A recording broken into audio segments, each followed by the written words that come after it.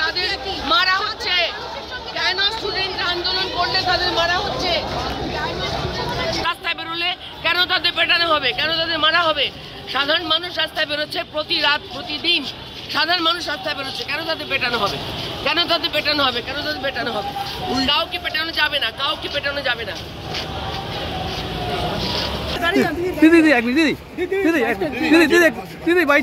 মানুষ আন্দোলন করছে, কেন পুলিশ পেটাচ্ছে? মানুষ আন্দোলন করছে, পুলিশ কেন চুলের মুঠি ধরে বার করে দিচ্ছে মেয়েগুলোকে? কেন করছে? কেন এভাবে একটা হাসপাতালে যখন অলরেডি ঘটনা ঘটে গেছে তারপরে কেন সে হাসপাতালে গুন্ডা ঢুকে ভাঙচুর করে সমস্ত এভিডেন্স প্রমাণ তথ্য বন্ধ করার চেষ্টা করা হয়েছে? কেন করা হয়েছে? ইচ্ছে করে মমতা মুখ্যমন্ত্রী, মাননীয় মুখ্যমন্ত্রী নাটক করে প্ল্যান করে একটা মঞ্চ বেঁধে বলছেন যে নির্যাতিতার শাস্তি চাই, নির্যাতিতার শাস্তি চাইছেন উনি, অথচ ওনার পুলিশ সমস্ত লোকেদের মারছে।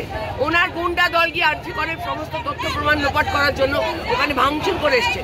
কেন একটা মেয়েকে এইভাবে নৃশংসভাবে রেপ করার পর, মার্ডার করার পর কেন বলা হলো যে ওকে আত্মহত্যা করেছে? ওর বাড়িতে কে ফোন করেছে? ওর বাড়িতে কে ফোন করেছে? সাধারণ মানুষ মাঠে নামছে, কেন পুলিশ মারবে আমাদের? কেন পুলিশ মারবে সাধারণ মানুষ?